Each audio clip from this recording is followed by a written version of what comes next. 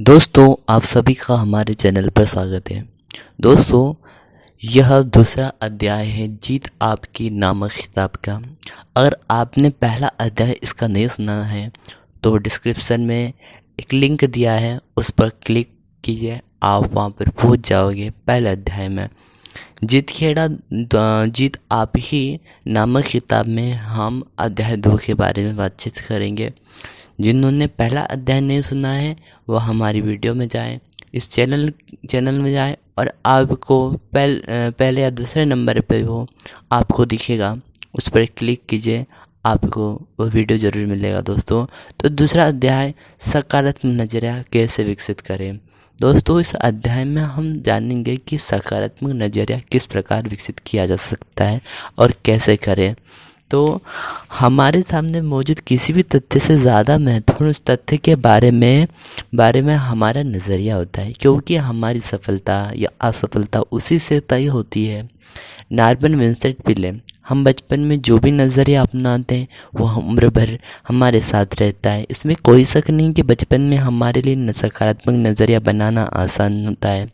अगर पैदाइशी मिजाज और बचपन के तजुर्बे के मेल से आपका नज़रिया सकारात्मक बन गया है तो हम वाकई खुशकिस्मत हैं। लेकिन जानबूझकर हालत की वजह से हमारा नज़रिया नकारात्मक बन गया तो हम क्या कर सकते हैं? क्या हम उसे चिपके रहेंगे? कतई नहीं। तो क्या इसे बदला जा सकता है? हाँ। क्या ऐसा करना आसान होगा? बिल्कुल नहीं। क्या यह करने लायक है? यकीनन। हम सकारात्मक नज़रिया कैसे बनना और बरकरार रख सकते हैं, इसके लिए हमको सकारात्मक नज़रिया बनाने के उसूलों से वाकिफ़ होना होगा। सकारात्मक नज़रिया कायम रखने की उम्मीद और इच्छा पैदा करनी होगी। इन उसूलों को अमल में लाने के लिए अनुशासित तथा निष्ठावान होना होगा। जैसा भी माहौल हो, हमारा जैसा भी माहौल हो, शिक्षा और तजुर्बा मिला हो, पर बड़े होने के बाद हमारे नज़रिए के लिए कौन जिम्मेदार है? हम खुद। हमें अपने व्यवहार और कामों की जिम्मेदारी कबूल करनी होगी। कुछ लोग किसी गलती के लिए खुद को छोड़कर बाकी सभी लोगों को दोषी ठहराते हैं।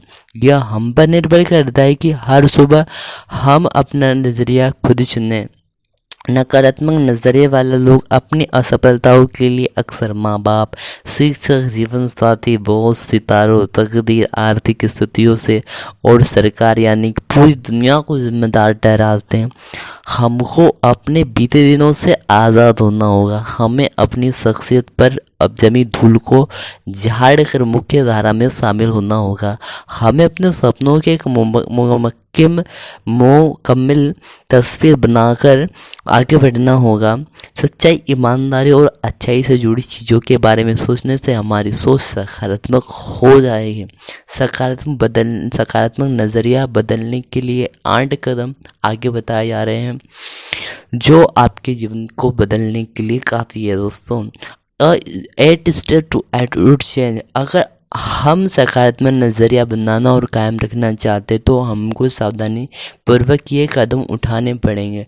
पहला कदम, अपनी सोच बदले और अच्छी चीज़ें खोजें।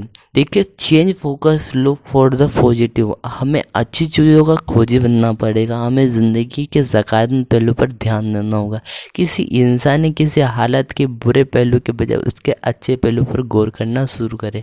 हम में से ज़्यादातर लोगों को अपनी सोच का माहौल इस ढंग से ढाल लेता है कि हम अपनी गलतियों और कमियों को ढूंढने के आदी हो चुके होते हैं और इसलिए असली तस्वीर को हम जान नहीं पाते। इसलिए तस्वीर का अच्छा पहलू हमसे अनदेखा रह जाता है। सोने की तलाश में, look for the gold. Andrew Carnegie अपने बचपन की दिनों में स्कॉटलैंड से अमेरिका चले गए। उन्होंने छोटे छोटे कामों से शुरुआत की और आखिरकार अमेरिका में स्टील बनाने वाली सबसे बड़ी कंपनी के मालिक बन गए। एक ऐसा वक्त भी आया जब उनके लिए 43 करोड़पति काम कर रहे थे। तो करोड़ रुपयों इस जमाने में बहुत होते हैं, लेकिन सन 1920 के आसपास उनकी बहुत ज़्यादा कीमत थी। किसी ने कार्नेगी से पूछा, आप लोगों से कैसे पैसाते? तो उन्होंने जवाब दिया, लोगों से पैसाना काफ़ी हद तक सोने की खुदाई करने जैसा ही है। हमको एक तोला सोना खोद निकालने के लिए कई टन मिट्टी हटानी पड़ती है, लेकिन खुदाई करते वक्त हमारा ध्यान मिट्टी पर नहीं बल्कि सोने पर होता है।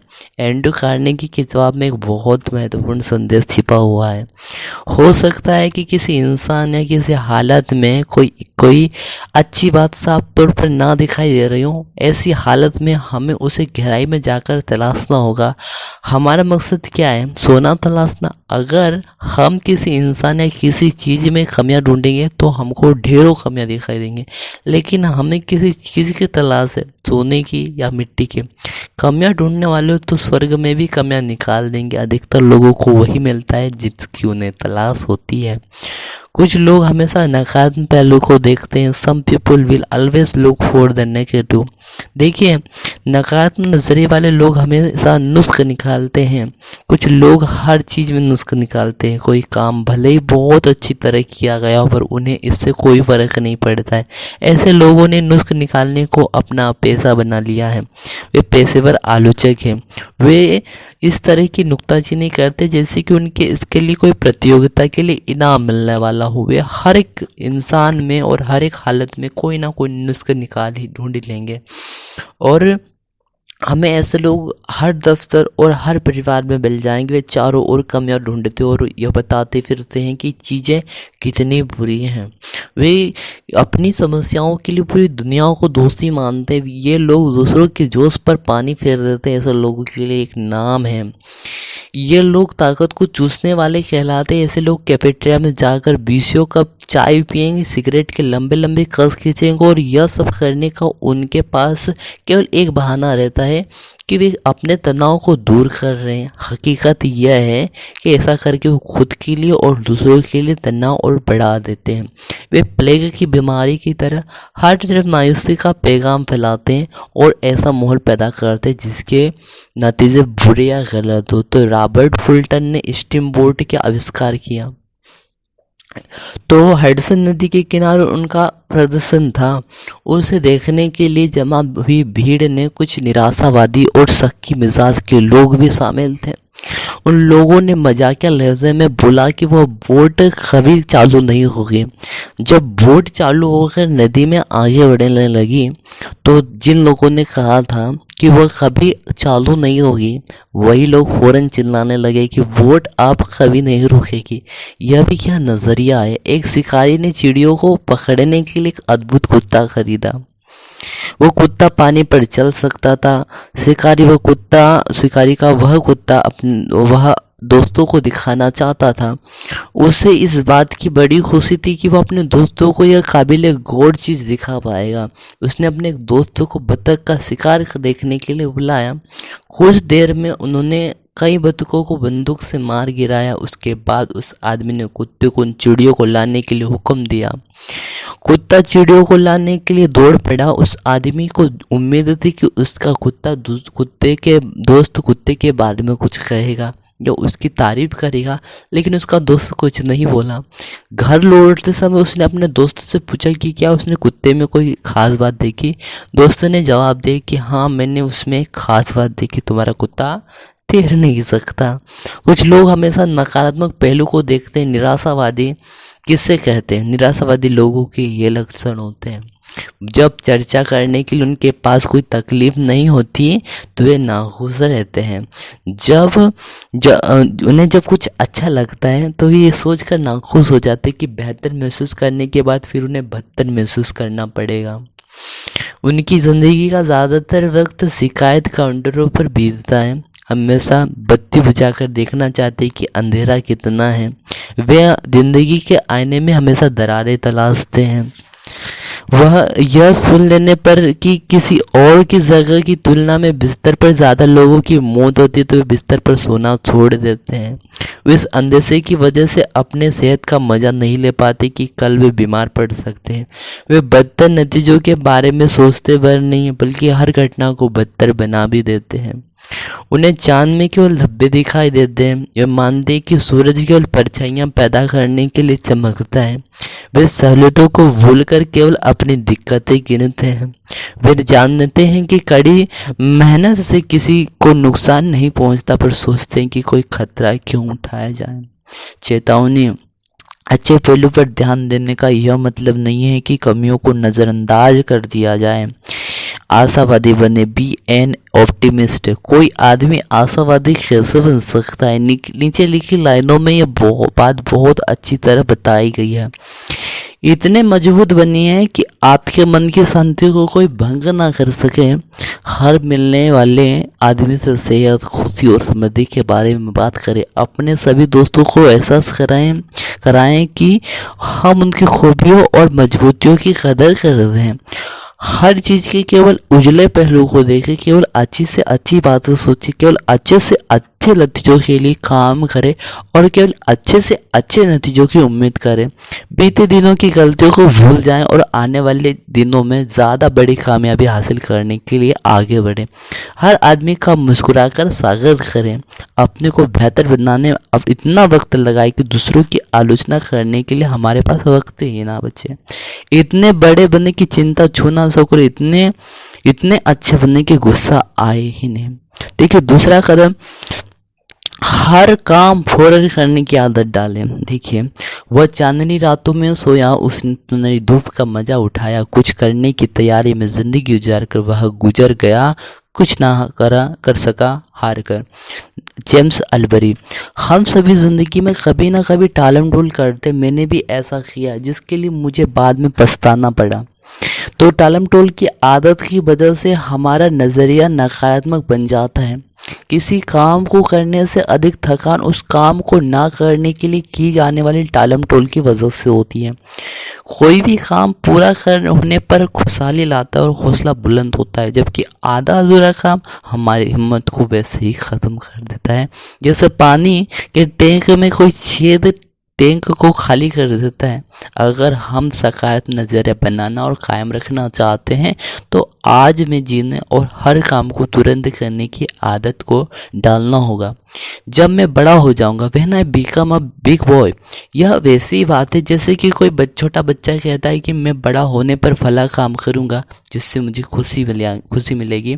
जब वो बड़ा हो जाता है तो कहता है कि मैं खुशियाँ पाने के लिए फला कॉलेज में काम कॉलेज की पढ़ाई समाप्त करने के बाद करूंगा। जब वो कॉलेज की पढ़ाई समाप्त कर लेता है तो कहता है कि उसे खुशियाँ पहली नौकरी हासिल करने पर मिलेगी। पहली नौकरी मिलने के बाद वह कहता है कि उसे खुशियाँ शादी हो जाने के बाद मिलेगी। शादी हो जाने पर वह कहता है कि उसे खुशियाँ तब मिलेगी जब उसके बच्चे स्कूल जाने लगेंगे।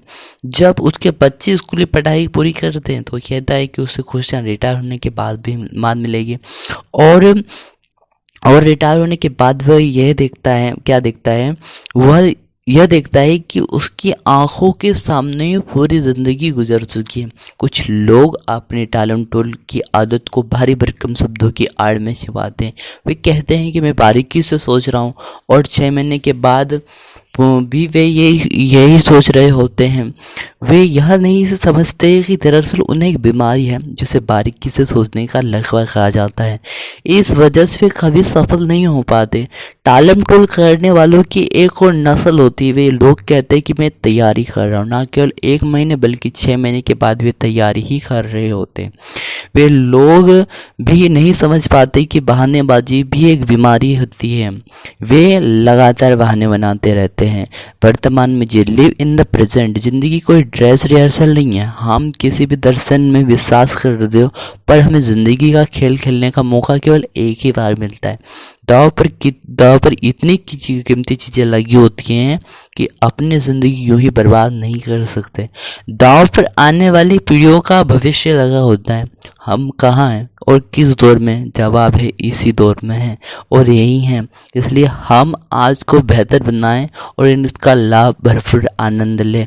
इसका यह मतलब नहीं है कि हमें आगे की योजना बनाने की ही ज़रूरत है, और अगर हम अपने आज का भरपूर इस्तेमाल हमारे खुशहाली के लिए कर रहे हैं, तो हम खुद ब खुद आने वाले बेहतर कल के लिए बीज बो रहे हैं। क्या हम मानते हैं? अगर हम अपने नज़रिए को सकारात्मक बनाना चाहते हैं तो टालम टोल की आदत छोड़ें और तुरंत काम करो पर अमल करना सीखें।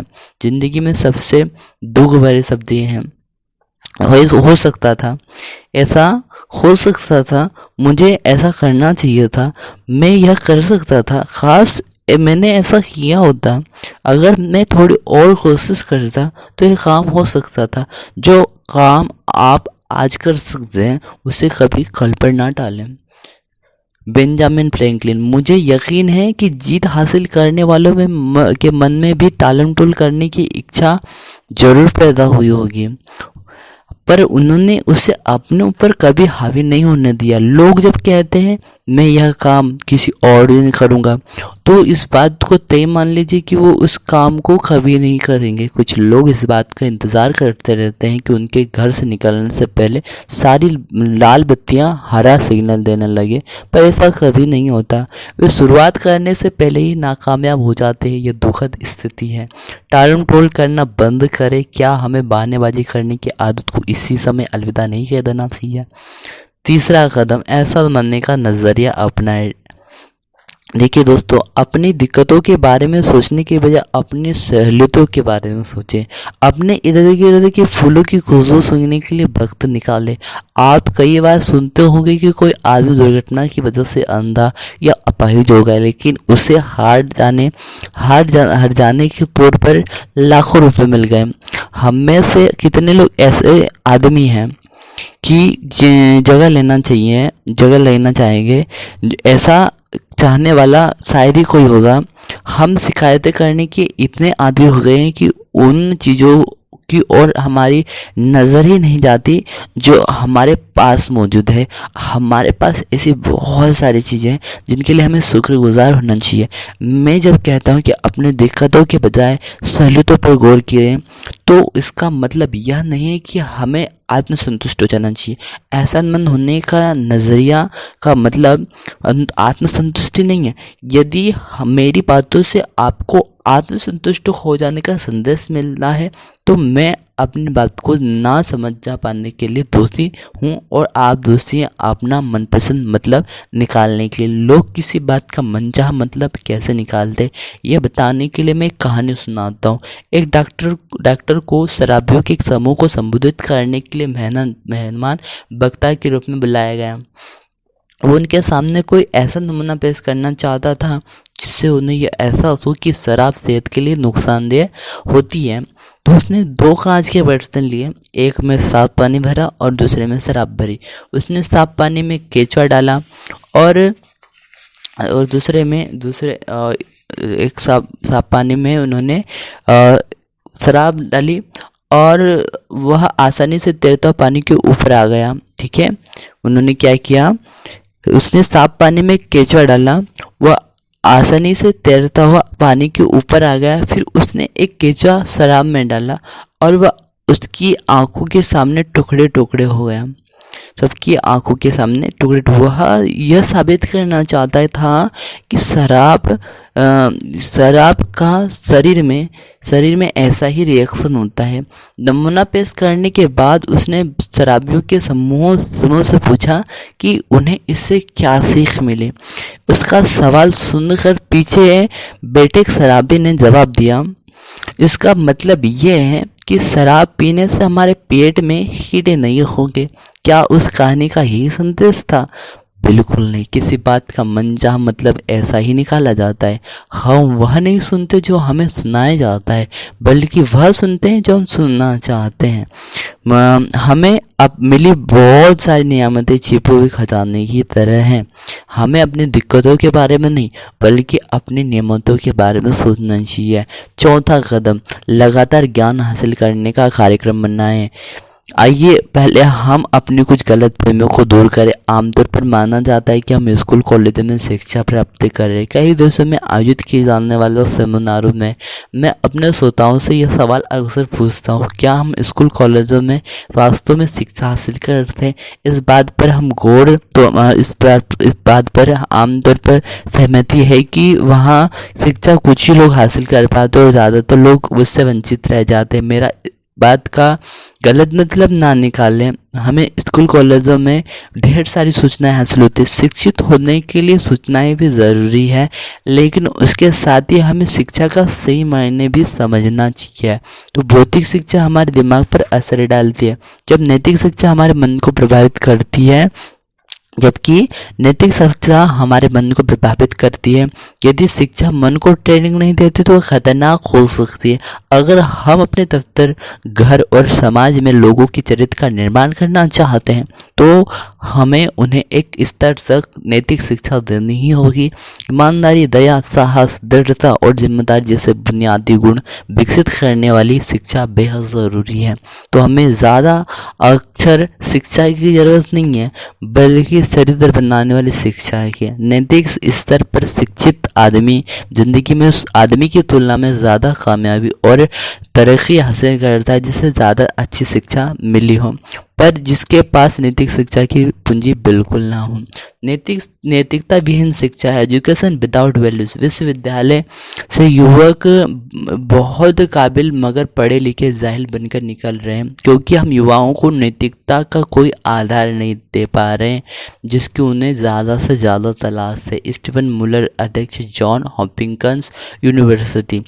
असली शिक्षा आदमी के दिल और दिमाग दोनों को ट्रेनिंग देती है। एक अनपढ़ चोर शायद मालगाड़ी के सामान को ही चुराएगा, पर पढ़ा लिखा चोर तो रेल की पूरी पटरी को ही उड़ा ले जाएगा। हमें ग्रेड नहीं बल्कि ज्ञान और बुद्धिमत्ता की आवश्यकता है। हासिल करने के लिए होड़ लगानी चाहिए। तथ्यों को जानने से ज्ञान हासिल होता है और उनका सरलीकरण करने से समझदारी प्राप्त होती है। कोई आदमी अच्छा ग्रेड और ऊंची डिग्री हासिल करने के बावजूद अशिक्षित रह सकता है।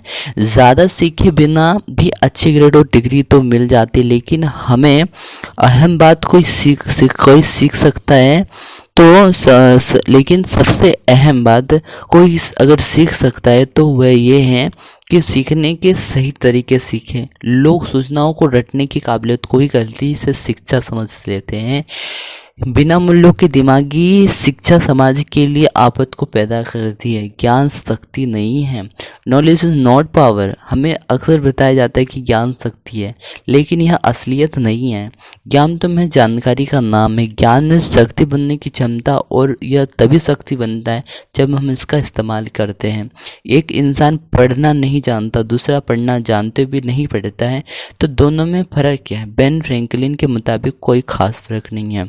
सीखने और खाने में काफ़ी संबंध है। अहम बात यह नहीं होती कि हमने कितना खाया, बल्कि यह होती है कि हमने कितना बचाया। सच यह है कि ज्ञान में शक्ति छिपी हुई होती है, पर असली शक्ति बुद्धिमत्ता होती है। इसकी शिक्षा के कई रूप होते हैं। इसका मतलब केवल ग्रेड और डिग्री हासिल करना नहीं होता है। शिक्षा के दायरे में ये सारी बातें शामिल होती हैं। अपनी शक्ति को बढ़ाना, आत्मनुशासन सीखना, दूसरों की बातें ध्यान से सुनना, सीखने की गहरी इच्छा होना। हमारा दिमाग मांसपेशियों की तरह होता है। उसका तेज या मंद होना इस बात पर निर्भर होता है कि हम उसका कितना इस्तेमाल करते। अगर आप सोचते कि ज्ञान पाना महंगा है तो अज्ञानी बन के देखो। डेरेक बॉक। ज़रूरी नहीं है कि शिक्षित व्यक्ति सही फैसला करे। एक आदमी सड़क के किनारे समोसे बेचा करता था। अनपढ़ होने की वजह से वह अखबार नहीं पढ़ता था, ऊंचा सुनने की वजह से रेडियो नहीं सुनता था, और आंखें कमज़ोर होने की वजह से उसने कभी टेलीविज़न भी नहीं देखा था। इसके बावजूद वह काफ़ी समोसे बेच लेता था। उसकी डिग्री और नफ़े में लगातार बढ़ोतरी होती गई। उसने और ज़्यादा आलू खरीदना शुरू किया, साथ ही पहले वाले चूल्हे से बड़ा और बढ़िया चूल्हा खरीद ले आया। उसका व्यापार लगातार बढ़ रहा था। तभी हाल ही में कॉलेज से बीए की डिग्री हासिल कर चुका उसका बेटा पिता का हाथ बटाने के लिए चला आया। उसके बाद एक अजीबोगरीब घटना घटी। बेटे ने उस आदमी से पूछा, पिताजी क्या आपको मालूम है कि हम लोग एक बड़ी मंदी का शिकार होने वाले हैं?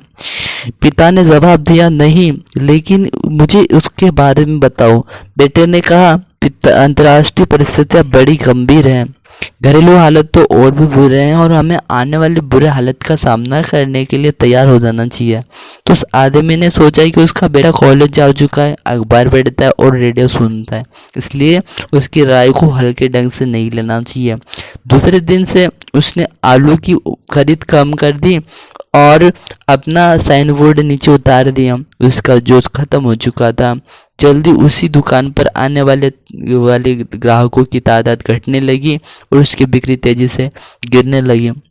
पिता ने अपने बेटे से कहा, तुम सही कह रहे थे, हम लोग मंदी के दौर से गुजर रहे हैं। मुझे खुशी है कि तुमने वक्त से पहले ही सचेत कर दिया। इस कहानी से हमें क्या शिक्षा मिलती है? इस कहानी से हमें ये नतीजे मिलते हैं कि हमने सोच के मुताबिक खुद को आत्मसंतुष्ट करने वाली भविष्यवाणियां कर देते हैं। कई बार हम बुद्धिमत्ता को अच्छा फैसला मानने की गलती भी कर बैठते हैं। तीसरा, एक इंसान ज़्यादा बुद्धिमान होने के बावजूद गलत फैसला कर सकता है।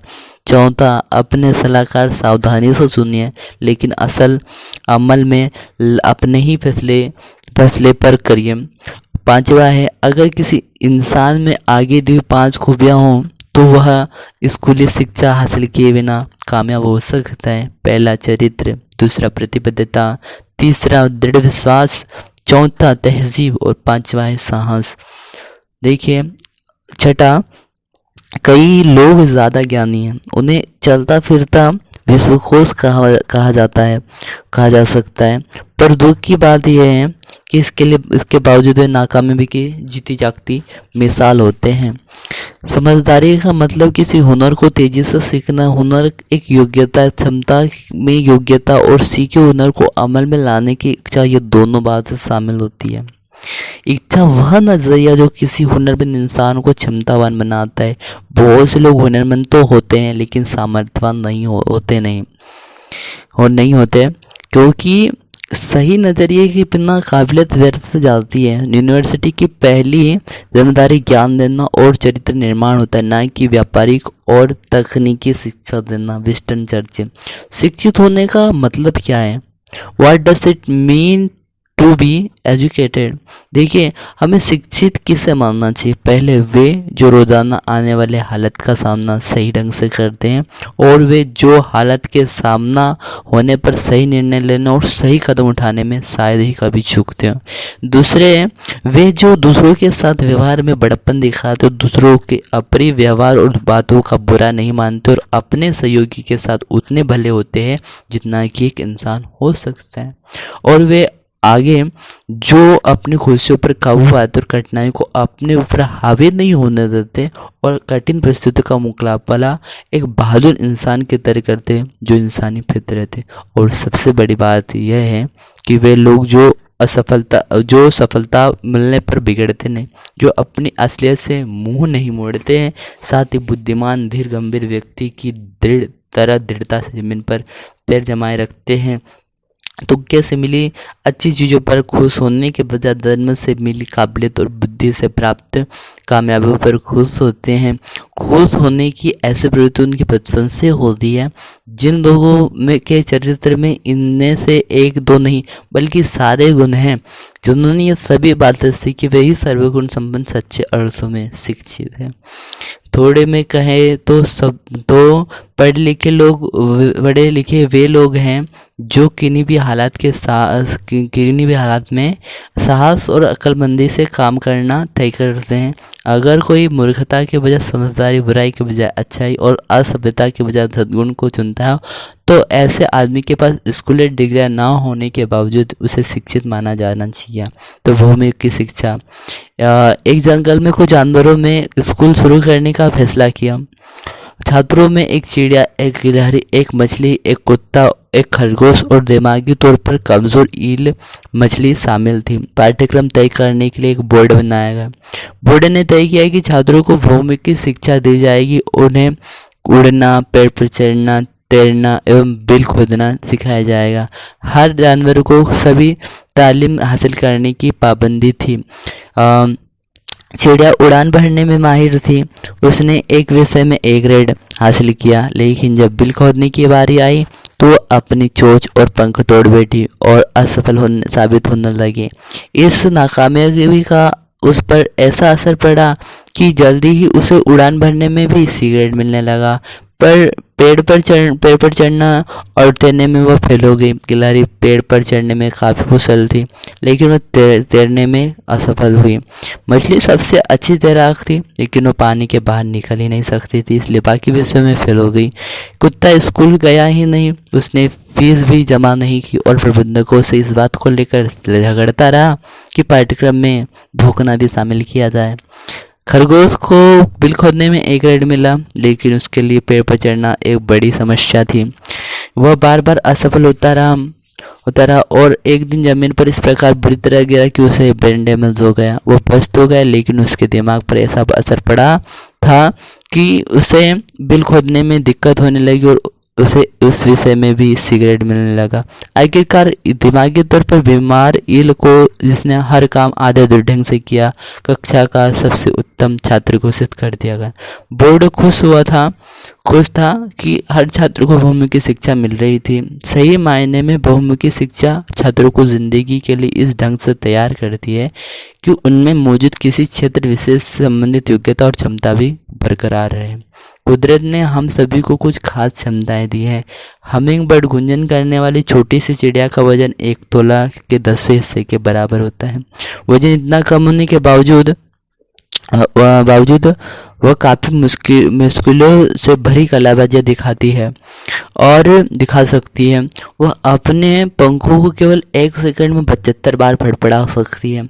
अपनी इस खूबी की वजह से हमिंगबर्ड उड़ान भरते समय तरह तरह के फूलों का मधु भी पी सकती है, पर वह हवा में ऊंची उड़ान भरने, तैरने या छलांग मारने में असमर्थ होती है। दूसरी ओर शुतुरमुर्ग का वजन 300 पौंड होता है। वह दुनिया का सबसे बड़ा पक्षी है, पर उड़ान नहीं भर सकता, लेकिन उसके पैर इतने मजबूत होते हैं कि वह 50 मील प्रति घंटे की रफ्तार से दौड़ सकता है और 12 से 15 फीट लंबे कदम भर सकता है। अज्ञानी होना शर्म की बात नहीं है, जितनी कि किसी काम को सही ढंग से सीखने की इच्छा ना हो। Benjamin Franklin. देखिए, जानकारी का भ्रम होना शिक्षा नहीं बल्कि अज्ञानता है। बेवकूफ लोगों के पास एक अजीब तरीके का आत्मविश्वास होता है जो सिर्फ अज्ञानता से ही आता है। अज्ञानी होना बुरी बात नहीं, लेकिन अज्ञानता को अपना करियर बना लेना यकीनन बेवकूफ़ी है। कुछ लोग अज्ञान जमा कर लेते हैं और फिर उसी को शिक्षा मानने की भूल कर बैठते हैं। अज्ञानता वरदान नहीं, यह तो अभाव, दुख, गरीबी और बीमारी का दूसरा नाम है। अगर अज्ञानता कोई नियामत है तो ज़्यादातर लोग खुश क्यों नहीं है? अगर थोड़ा ज्ञान खोना खतरनाक है तो बहुत सी अज्ञानता छोटापन, डर, कट्टरपन, अहंकार और पक्षपात की तरफ ले जाता है। समझदारी अज्ञानता के अंधकार को मिटाने को कहते हैं। हम सूचना युग में जी रहे हैं। एक अंदाज के मुताबिक सूचना की मात्रा हर साल दूनी होती जा रही है। सूचनाओं के इतनी सरलता से उपलब्ध होने के कारण इन दिनों अज्ञानता को मिटाना आसान है, लेकिन दुख की बात यह है कि हमें ज़रूरी चीज़ों के अलावा बाकी हर चीज़ सिखाई जाती है। हमें लिखना पढ़ना सिखाया जाता है, पर ऐसे बौद्धिक शिक्षा किस काम की जो इंसान को दूसरे इंसान की इज्जत करना ना सिखाए और हमदर्दी से पेश आना ना सिखाए। हमारे स्कूल ज्ञान के झरने हैं। कुछ छात्र वहाँ अपनी प्यास मिटाने, कुछ चुस्की भरने और कुछ केवल कुल्ला करने जाते हैं। व्यवहारिक समझ, कॉमन सेंस। हमने 5 इंद्रियों के साथ जन्म लिया। हमारे पास छू, चख, देख, सूंघ और सुनकर महसूस करने की क्षमता है, पर सफल लोगों के पास एक छठी इंद्रिय भी होती है जिसे व्यावहारिक समझ कहते हैं। चीज़ों को उनके वास्तविक रूप में देखने और उनसे संबंधित कार्रवाई को सही ढंग से करने की क्षमता ही व्यावहारिक समझ है। यदि आदमी में व्यावहारिक समझ ना हो तो शिक्षा और ज्ञान व्यर्थ चले जाते हैं। शिक्षा के बिना व्यावहारिक बुद्धि हासिल की जा सकती है, लेकिन व्यावहारिक बुद्धि के बिना अच्छी से अच्छी शिक्षा भी किसी काम की नहीं है। भरपूर व्यावहारिक बुद्धि का होना ही बुद्धिमत्ता कहलाता है। अपनी कुल्हाड़ी की धार तेज करो, शार्पन योर एक्स। देखिए, जॉन नाम का एक लकड़हारा एक कंपनी में 5 साल से काम कर रहा था। पर उसे कभी तरक्की नहीं मिली। उसी कंपनी ने बिल नाम के एक और लकड़हारे को भी नौकरी पर रखा और उसे साल भर में ही तरक्की मिली। जॉन ने बिल को एक साल के अंदर ही तरक्की दी जाने का विरोध किया और इस बारे में बात करने के लिए अपने बॉस के पास गया। उसके बॉस ने जवाब दिया, तुम अब उतने ही पेड़ काटते हो जितने कि 5 साल से काटते थे। हमारी कंपनी में नतीजों को देखा जाता है। अगर तुम अधिक पेड़ काटने लगो तो हमें तुम्हारा वेतन बढ़ाकर खुशी होगी। जॉन वापस लौट आया। उसके बाद वह अधिक मेहनत से और ज़्यादा देर तक पेड़ काटने लगा। इसके बावजूद वह ज़्यादा पेड़ नहीं काट सका। उसने अपनी यह परेशानी बॉस को बताई। बॉस ने उसे बिल से बात करने का सुझाव दिया। उसने कहा, शायद बिल को कुछ मालूम है जो मैं और तुम नहीं जानते। जॉन ने बिल से पूछा कि वह ज़्यादा पेड़ कैसे काट लेता है। बिल ने जवाब दिया, मैं हर पेड़ काटने के बाद 2 मिनट के लिए काम रोक देता हूँ और अपनी कुल्हाड़ी की धार तेज करता हूँ। तुमने अपनी कुल्हाड़ी की धार आखिर बार कब तेज की थी? पिछली शिक्षा और गौरव का ज़्यादा महत्व नहीं होता। हम अपनी कुल्हाड़ी की धार लगातार तेज करनी होगी। अपने दिमाग को खुराक दीजिए, फीड योर माइंड। देखिए, जिस तरह हमारे शरीर को हर रोज़ अच्छे खाने की ज़रूरत होती है, उसी तरह हमारे मस्तिष्क को भी हर रोज़ अच्छे विचारों की ज़रूरत होती है। इस वाक्य में सबसे अहम शब्द अच्छा खाना और अच्छे विचार है। अगर हम अपने शरीर को रोज़ सड़े गले खाने और अपने दिमाग को बुरे विचार की खुराक दें तो हमारा शरीर और दिमाग बीमार पड़ जाएंगे। सही पटरी पर बने रहने के लिए हमें अपने मस्तिष्क को शुद्ध और सकारात्मक खुराक देनी होगी। शिक्षा एक खजाना है। Education is a reservoir. देखिए, लगातार सकारात्मक शिक्षा प्राप्त करने से सकारात्मक विचार जन्म लेते हैं। सकारात्मक सोच वाले उन खिलाड़ियों की तरह होते हैं जो लगातार अभ्यास करके अपने अंदर ताकत का एक भंडार जमा कर लेते, जिसका इस्तेमाल वो मुकाबले के वक्त करते। बिना अभ्यास के जब भंडार ही नहीं रहेगा तो वे भरोसा किस पर करेंगे। इस तरह अच्छी सोच वाले लोग अपने दिमाग को रोज शुद्ध, शक्तिशाली और सकारात्मक विचारों की खुराक देकर अपने अंदर उम्मीद से भरे नजरे का सुरक्षित भंडार जमा कर लेते हैं। वे इस बात को समझते हैं कि हम सभी को बुराई और नकारात्मक विचारों से सामना करना होगा। अगर हमारे पास अच्छे विचार का एक सुरक्षित भंडार होगा तो हम उन नकारात्मक विचारों पर जीत हासिल करने में कामयाब हो जाएंगे, वरना वे हम पर हावी हो जाएंगे। अच्छी सोच वाले लोग मूर्ख नहीं होते। वे आंखों पर पट्टी बांधकर जिंदगी नहीं बिताते। वे जिंदगी में जीत हासिल करने वाले ऐसे लोग होते हैं जिन्हें अपनी सीमाएं मालूम होती है, पर वे मजबूतियों पर ध्यान देते हैं। दूसरी तरफ हारने वाले को अपनी मजबूतियों का एहसास होता है, पर उनका सारा ध्यान अपनी कमजोरी पर टिका होता है। 5वां कदम पढ़ेंगे, अच्छे स्वाभिमान का निर्माण कीजिए। स्वाभिमान क्या है? स्वाभिमान खुद अपने बारे में महसूस करने का नज़रिया है। जब हम अपने बारे में अच्छा महसूस करते तो हम बेहतर काम करते हो। घर और दफ्तर में हमारे रिश्ते बेहतर हो जाते हैं। दुनिया हमें ज़्यादा अच्छे लगने लगती है। इसकी वजह क्या हो सकती है? वजह यह है कि हमारी भावनाएं और व्यवहार में सीधा रिश्ता होता है, क्योंकि हम किसी चीज़ या बात के बारे में जैसा महसूस करेंगे वैसा ही हम उसके प्रति व्यवहार करेंगे।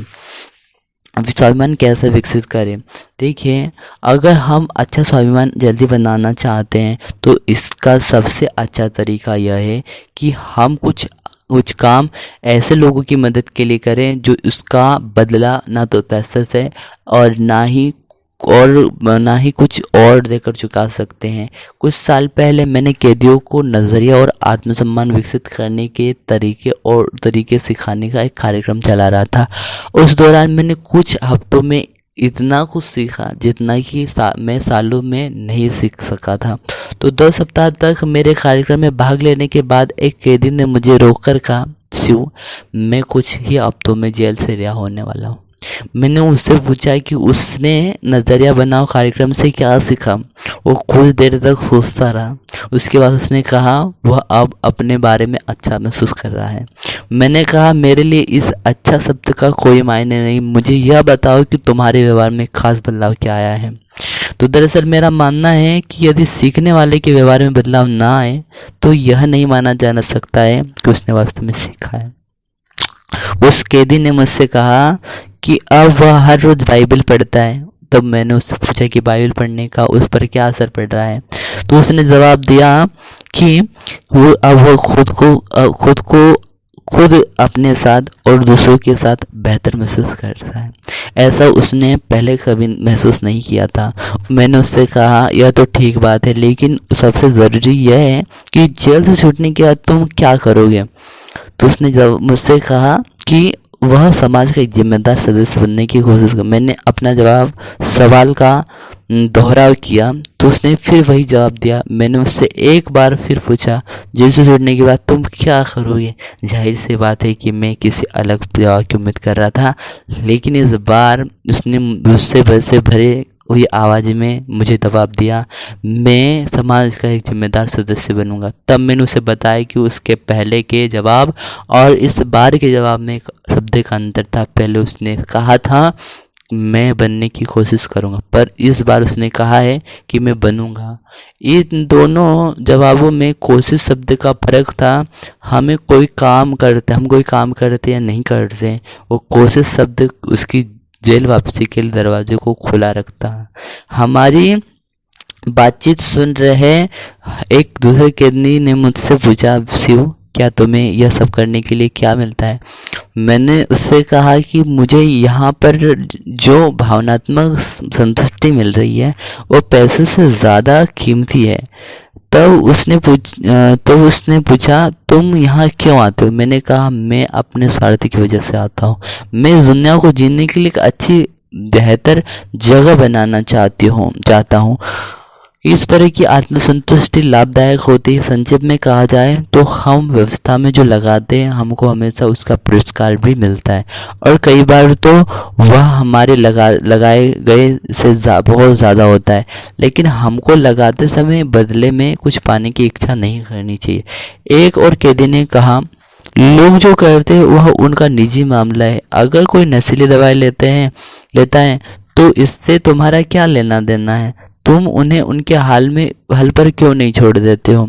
तो मैंने जवाब दिया मेरे दोस्त, हालांकि मैं तुमसे सहमत नहीं हूँ, फिर भी मैं तुम्हारी बात मान लूँगा कि उससे मेरा कुछ लेना देना नहीं है, लेकिन क्या तुम मुझे गारंटी दे सकते हो कि जब कोई नशीली दवाएं खाकर कार चलाएगा तो उसकी कार केवल पेड़ से टकराएगी।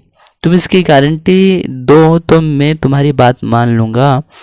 तो अगर तुम ये गारंटी नहीं दे सकते हो कि उस कार से टकराकर मैं या हमारे बच्चे की मौत नहीं होगी, तो फिर मैं यकीन कर लूँगा कि आपकी बात मुझे सेटिस्फाई कर रही है, इस बात से मेरा संबंध है।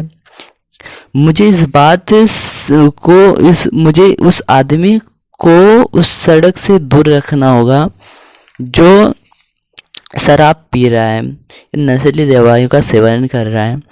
यह मेरी ज़िंदगी है, मैं जो चाहूँगा वही करूँगा। इस एक जुमले ने फायदे से कहीं अधिक नुकसान किया है। लोग शब्दों की सच्ची भावना की उपेक्षा कर देते हैं और उसका मतलब अपनी सुविधा के अनुसार निकाल लेते हैं।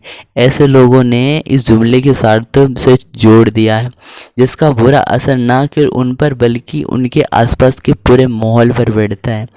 वे लोग भूल जाते हैं कि हम अलग थलग नहीं रहते। आप जो कर दें उसका असर मुझ पर पड़ता है और मैं जो करता हूँ उसका असर आप पर पड़ता है। हम सब लोग एक दूसरे से जुड़े। हम यह महसूस करना होगा कि धरती में हम सभी की साझेदारी है। हमें जिम्मेदारी से व्यवहार करना सीखना होगा। दुनिया में दो तरह के लोग होते हैं, देने वाले और लेने वाले। लेने वाले अच्छा खाते हैं और देने वाले अच्छी तरह सोते हैं। देने वाले में उच्च दर्जे का आत्मसम्मान की भावना होती है, उनका नज़रिया सकारात्मक होते हैं। ऐसे लोग समाज की सेवा करते हैं, समाज समाज की सेवा करने वालों से मेरा मतलब राजनीतिक बने बैठे उन घटिया दर्जे के पाखंडी नेताओं से नहीं है जो दूसरों की सेवा करने का नाटक करते खुद की अपनी सेवा करते हैं। इंसान होने के नाते लेन देन हम सबको करना पड़ता है, लेकिन ऊंचे दर्जे के आत्मसम्मान वाला स्वस्थ शख्सियत वह होता है जिसे को लेने की नहीं बल्कि देने को भी आवश्यकता महसूस होती है। एक आदमी अपनी कार धो रहा था, तभी उसके पड़ोसी ने पूछा, आपने ये कार कब खरीदी? उस आदमी ने जवाब दिया, इसे मेरे भाई ने दिया है। पड़ोसी ने कहा, काश मेरे पास भी ऐसी कार होती। इस पर उस आदमी ने कहा, आपको यह सोचना चाहिए था कि काश मेरा कोई ऐसा भाई होता। पड़ोसी की पत्नी उनकी बातचीत सुन रही थी। उसने बीच में टोक कर कहा, मैं सोचती हूँ काश वो भाई मैं होती। यह सोचने का कितना सकारात्मक नजरिया है। छठा कदम, नकारात्मक असर से बचें। आजकल के नवयुवक बड़े लोगों के व्यवहार और मीडिया से बहुत जल्दी प्रभावित हो जाते हैं। साथियों का दबाव केवल बच्चों और किशोरों पर ही नहीं बल्कि बड़े लोगों पर भी असर डालता है। स्वाभिमान की कमी की वजह से लोगों में नहीं धन्यवाद कहकर बुरे असर से दूर रहने की हिम्मत नहीं होती। ये नकारात्मक प्रभाव क्या है? नकारात्मक सोच वाले लोग, एक चील का अंडा किसी तरह एक जंगली मुर्गी के घोंसले में चला गया और बाकी अंडों के साथ मिल गया। समय आने पर अंडा फूटा। चील का बच्चा अंडे से बाहर निकलकर सोचता हुआ बड़ा हुआ कि वह मुर्गी है। वो उन्हीं कामों को करता जो मुर्गी करती थी। वह जमीन खोदकर अनाज के दाने चुगता और मुर्गी की तरह कुड़कुड़ाता। वो कुछ फीट से अधिक उड़ान नहीं भरता था, क्योंकि मुर्गी भी ऐसा ही करती थी। एक दिन उसने आकाश में एक चील को बड़ी शान से उड़ते हुए देखा। उसने मुर्गी से पूछा, उस सुंदर चिड़िया का नाम क्या है? तो मुर्गी ने जवाब दिया, वह चील है। वह एक शानदार चिड़िया, लेकिन तुम उसकी तरह उड़ान नहीं भर सकते हो क्योंकि तुम तो मुर्गी हो। चील के बच्चे ने बिना सोचे विचारे मुर्गी की बात को मान लिया। वह मुर्गी की जिंदगी भी जीता हुआ ही मर गया। सोचने की क्षमता ना होने के कारण वह अपनी विरासत को खो बैठा। उसका कितना बड़ा नुकसान हुआ। वह जीतने के लिए पैदा हुआ था, पर वह दिमागी रूप से हार के लिए तैयार हुआ था। अधिकतर लोगों के लिए यही बात सच है। जैसा कि ओलिवर वेंडर हॉल ने कहा है कि हमारी ज़िंदगी का सबसे दुर्भाग्यपूर्ण पहलू यह है कि ज़्यादातर लोग मन में कुछ करने की इच्छा लिए ही कब्र में चले जाते हैं। हम अपनी ही दूरदर्शिता की कमी की वजह से बेहतरी हासिल नहीं कर पाते। अगर हम चील की तरह आकाश में बुलंदियों को छूना चाहते हैं तो हमको चील के तौर तरीकों को सीखना होगा। अगर हम खुद को कामयाब लोगों के साथ जोड़ेंगे तो हम भी कामयाब हो जाएंगे। अगर हम चिंतकों के साथ जुड़ेंगे तो हम भी चिंतक बन जाएंगे। यदि हम देने वालों के साथ रहेंगे तो देने वाले बन जाएंगे, और अगर हम नकारात्मक लोगों के साथ रहेंगे तो वैसे ही बन जाएंगे। जब कोई जिंदगी में कामयाबी हासिल करता है तो कुछ लोग उस पर कीचड़ उछालते हैं और उसकी टांग खींचते हैं। और जब खुद को ऐसे तुच्छ लोगों से उलझने से बचा लेते हैं तो हम जीत जाते हैं। मार्शल आर्ट में सिखाया जाता है कि जब कोई हम पर हमला करे तो उसे रोकने के बजाय अपनी जगह से हट जाइए। क्यों? इसलिए कि रोकने के लिए ऊर्जा की ज़रूरत होती है। उसका इस्तेमाल और बेहतर कामों के लिए क्यों ना किया जाए। तुच्छ लोगों से उलझने के लिए हमको उनके स्तर तक नीचे उतरना पड़ता है, और वे यही चाहते हैं, क्योंकि ऐसा करके हम उनमें से एक बन जाते हैं। नकारात्मक लोगों को अपने मकसद में कामयाब मत होने दीजिए। खुद को नीचे मत गिराइए। याद रखिए, किसी आदमी का चरित्र केवल इस बात से नहीं आंका जाता है कि वह कैसी सोबत में रहता है, बल्कि इस बात से भी आंका जाता है कि वह किन लोगों की संगत नापसंद करता है। ठीक है, तो धूम्रपान, नशीली दवाएं, अल्कोहल। मेरे शराब ना पीने की एक वजह यह है कि मैं जानना चाहती हूँ कि मैं कब अच्छा समय बिता रही हूँ। शराब पीने के बाद आदमी के दिल दिमाग पर कोई रोक टोक नहीं रह जाती, वह मनमानी हरकतें करने लगता है। सफ़र के दौरान मैंने देखा है कि कई देशों में शराब पीना वक्त बिताने का जरिया बन गया है। अगर हम शराब नहीं पीते हैं तो वे हमें इस तरह देखते हैं जैसे हम कोई गलत काम कर रहे हैं। उनका आदर्श यह है, अगर हमारी स्कोर अच्छी है तो इससे कोई फ़र्क नहीं पड़ता है कि हमारी अंग्रेजी कितनी बुरी है। अगर कोई बैंकर उनसे पूछे कि आपकी नगद संपत्ति क्या है तो वे स्कॉच की 2 बोतलें दिखा देंगे। आज के दौर में शराब और सिगरेट पीना शान की बात मानी जाने लगी है। इनकी शुरुआत करते वक्त आदमी सोचता है पहली बार तो पी रहा हूँ। अगर हम लोगों से पूछें कि अल्कोहल, शराब या नस्ली दवाएं क्यों लेते हैं तो वे हमको जश्न मनाने, मज़ा लेने, दिक्कतों को भुलाने, तनाव दूर करने तजर्बा करने, दूसरों पर रोक डालने, शराब पीना बिंदास होने की निशानी है। खुद को फैशनेबल साबित करने, मिलजुल बढ़ाने और व्यावहारिक मकसद जैसी कई वजह गिना देंगे। लोग खुद को साथियों की मांग के मुताबिक ढालना चाहते हैं। मुझे ताज्जुब होता है कि क्या तुम मेरे दोस्त नहीं हो। बस एक जाम एक सफ़र के लिए, केवल एक जाम मेरी सेहत के लिए, के जैसे जुमले की वजह से साथियों के दबाव में कैसे आ जाते हैं। सामाजिक दबाव की वजह से शराब पीने वालों के अंजाम को इस कविता में बहुत अच्छी तरह दर्शाया गया है।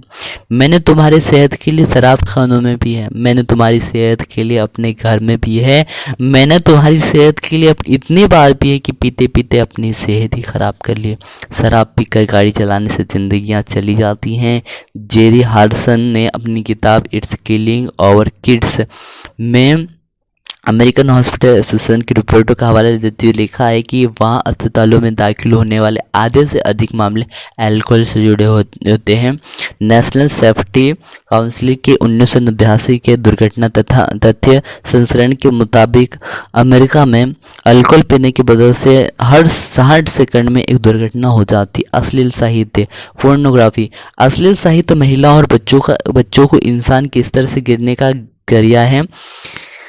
अश्लील साहित्य की वजह से महिलाओं को इंसानी नजरिए से नहीं देखा जाता, बच्चों का यौन शोषण होता है, शादियाँ टूटती है, यौन हिंसा बढ़ती है, नैतिक मूल्यों का मखौल उड़ता है, व्यक्ति, परिवार और समाज नष्ट होते। अमेरिका में हर 46 सेकंड में किसी न किसी महिला के साथ बलात्कार हो जाता है और बलात्कार करने वालों में 86% लोगों ने स्वीकार किया है कि वे अश्लील साहित्य नियमित रूप से पढ़ते रहे हैं। उनमें से 57% लोगों ने यह भी माना है कि यौन अपराध करते समय उन्होंने अश्लील साहित्य में बयान किए गए दृश्यों का ही नकल की थी। यह देखकर दुख होता है कि कुछ लोग पैसा कमाने के लिए इतना गिर जाते हैं कि अश्लील साहित्य की बिक्री को अपना पैसा बना लेते हैं। नकारात्मक फिल्में एवं टेलीविज़न कार्यक्रम। आजकल के बच्चे के नज़रिए और मूल्यों पर किसी और के बजाय फिल्मों और टेलीविज़न कार्यक्रमों का ज़्यादा असर पड़ता है। एक अनुमान के मुताबिक अमेरिका के बच्चे हाई स्कूल तक पहुँचते 20,000 घंटों के टेलीविज़न कार्यक्रम देख चुके होते और उनकी आंखों के सामने 5,000 हत्याओं के दृश्य और अल्कोहल संबंध 1 लाख विज्ञापन गुजर चुके होते हैं। इन टेलीविज़न कार्यक्रमों और विज्ञापनों से संदेश मिलता है कि शराब पीना, मौज मस्ती, सिगरेट पीना आसानी की बात है और नस्ली दवाओं का तो जमाना है। अगर अपराध इतनी तेजी से बढ़ रहे हैं और इसमें हैरत की कोई बात नहीं है।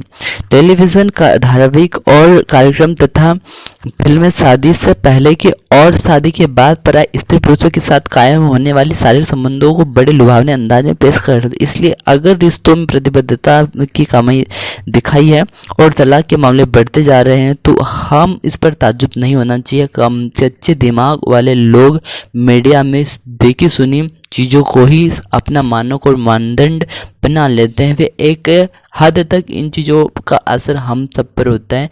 गाली गलौज के इस्तेमाल से ही लगता है कि ऐसी भाषा के इस्तेमाल करने वाले के पास शब्दों की कमी है, वह खुद पर काबू नहीं रख पाता और उसमें आत्मनुशासन की कमी है। रॉक संगीत। कुछ लोकप्रिय गीत अश्लील है। हम जो सुनते हैं या कला के जिन प्रदर्शन को देखते हैं वो हमारे अवचेतन मन पर असर डालता है। 7वां कदम, जरूरी कामों को पसंद करने की आदत डालें। जो जरूरी है उससे शुरू करें, फिर जो मुमकिन है वह करें, और आप अचानक पाएंगे कि आप नामुमकिन काम भी करने लगे। Saint Francis of Assisi. देखिए, कुछ काम ऐसे होते हैं जिन्हें हम पसंद करें या ना पसंद करें, वे हमें करने ही पड़ते हैं। जैसे कि एक माँ अपने बच्चे की देखभाल हर हाल में करती है। कोई ज़रूरी नहीं कि इसमें उसे हमेशा सुख मिलता हो, बल्कि कई बार तो यह तकलीफ दे हो सकता है। लेकिन हम ऐसे ज़रूरी कामों को पसंद करना सीख ले तो फिर नामुमकिन भी मुमकिन बन जाता है। तो 8वां कदम, अपने दिन की शुरुआत कीजिए अच्छे सकारात्मक काम से करें। Start your day with something positive. देखिए, सुबह के वक्त सबसे पहले कोई अच्छी चीज़ें पढ़े या सुने। रात में अच्छी तरह सोने के बाद हमारा तनाव दूर हो चुका होता है, और हमारा अवचेतन किसी बात को बड़ी आसानी से कबूल कर लेता है। इसलिए दिन भर आपका दिमाग सकारात्मक बने रहे, इसके लिए आप रोज किताबों का अध्ययन करें, और हमारी दिमागी सोच का ताना बना इन्हीं किताबों के पढ़ने से बनता है, क्योंकि किताबें हमारे जीवन का निर्माण करती है, जिससे हमारा पूरा दिन अच्छा बन जाता है। खुद में बदलाव लाने के लिए हमें सोच समझे ढंग से कोशिश करनी होगी, और पूरे संकल्प के साथ अच्छे विचार और व्यवहार को अपनी ज़िंदगी का हिस्सा बनाना होगा। सकारात्मक विचार और व्यवहार को अपनाने का अभ्यास रोज करें, और इसे तब तक जारी रखें जब तक यह आदत ना बन जाए। हार्वर्ड यूनिवर्सिटी के विलियम जेम्स का कहना है कि अगर आपको अपनी ज़िंदगी बदलनी है तो उसकी शुरुआत फ़ौरन करें। अगर आप अब तक बताए जा चुके 8 तरीकों पर अमल करें तो विजेता बन जाएंगे। जीतने वाला बनाम हारने वाला। जीतने वाला हमेशा समाधान का हिस्सा होता है, हारने वाला हमेशा समस्या का हिस्सा होता है। जीतने वाले के पास हमेशा कोई ना कोई कार्यक्रम होता है, हारने वाले के पास कोई ना कोई बहाना होता है। जीतने वाला कहता है कि मैं आपके लिए काम कर देता हूँ, हारने वाला कहता है ये काम नहीं है, मेरा नहीं है। जीतने वाले के पास हर समस्या का कोई ना कोई हल होता है, हारने वाले के पास समस्याओं का हर समस्या के लिए हारने वाले के पास समस्या है हर समाधान के लिए। देखिए, जीतने वाले कहता है कि मुश्किल होने के बावजूद यह काम किया जा सकता है, हारने वाले कहता है कि इस काम को किया जा सकता है पर यह बहुत मुश्किल है। कोई गलती करने पर जीतने वाला कहता है कि मैं गलत था, हारने वाले से कोई गलती होती तो वो कहता है कि इसमें मेरी कोई गलती नहीं थी। जीतने वाला वचनबद्ध होता है, हारने वाला खोखले वायदे करता है। जीतने वाले की आंखों में कामयाबी के सपने होते हैं, हारने वाले के पास खोखली योजनाएं होती हैं। जीतने वाला कहता है मुझे कुछ करना है, हारने वाला कहता है कुछ होना चाहिए। जीतने वाला टीम का हिस्सा होता है, हारने वाला टीम के हिस्से करते हैं। जीतने वाला लाभ को देखता है, हारने वाले तकलीफ को देखते हैं। जीतने वाला संभावनाओं को देखता है, हारने वाला समस्याओं को देखता है। जीतने वाला सभी की जीत के सिद्धांत में विश्वास करता है, हारने वाला मानता है कि जीतने के लिए किसी का हारना जरूरी। जीतने वाला को आने वाले कल को देखता है, हारने वाले बीते कल को देखता है। जीतने वाला स्थिर स्वभाव को वाले ताप स्थायी जैसा होता है, हारने वाले तापमापी जैसा होता है। जीतने वाला सोच कर बोलता है, हारने वाला बोल कर सोचता है। जीतने वाला अब विनम्र शब्दों में कड़े तर्क पेश करता है, हारने वाले कड़े शब्दों में कमजोर तर्क पेश करते हैं। जीतने वाला बुनियादी मूल्यों पर मजबूती से टिका रहता है, पर छोटी छोटी बातों में समझौता कर लेता है। हारने वाले छोटी छोटी बातों पर अड़ जाता है लेकिन मूल्यों पर समझौता कर लेता है। जीतने वाला दूसरों की भावनाओं को महसूस करने में विश्वास करता है। वह मानता है कि दूसरों के साथ वैसा व्यवहार नहीं करना चाहिए जैसा व्यवहार की उम्मीद वह खुद से नहीं करता है। हारने वाला इस बात में विश्वास करता है कि दूसरे तुम्हारे साथ कुछ करें उससे पहले ही तुम उनके साथ कुछ कर डालो। जीतने वाला काम को अंजाम देते, हारने वाले काम के होने का इंतज़ार करते हैं। जीतने वाला कोई जीतने की योजना बनाते हैं और तैयारी करते हैं, और तैयारी ही मूल मंत्र है। ज़रूरी काम, एक्शन प्लान। असफल होने पर आप निराश हो सकते हैं, लेकिन अगर आपने कोशिश ही नहीं की तो आपका नाश हो जाएगा। बेवर्ली हिल्स में इस अध्याय को उन 8 कदमों को दोहराकर समाप्त कर जिनके बारे में चर्चा की जा चुकी है। अच्छी चीज़ों की तलाश करें, हर काम पूरा करने की आदत डालें, एहसानमंद होने का नज़रिया बनाएं, लगातार ज्ञान हासिल करने का कार्यक्रम तैयार करें, अच्छे स्वाभिमान का निर्माण करें, नकारात्मक असर से दूर रहें, जो काम ज़रूर है पसंद करने की आदत डालें, अच्छे ढंग से दिन की शुरुआत करें। आई होप आप सभी को यह ऑडियो बुक अच्छी लगी होगी। अगर ऑडियो बुक अच्छी लगती है तो इस चैनल को सब्सक्राइब ज़रूर कीजिएगा दोस्तों। धन्यवाद।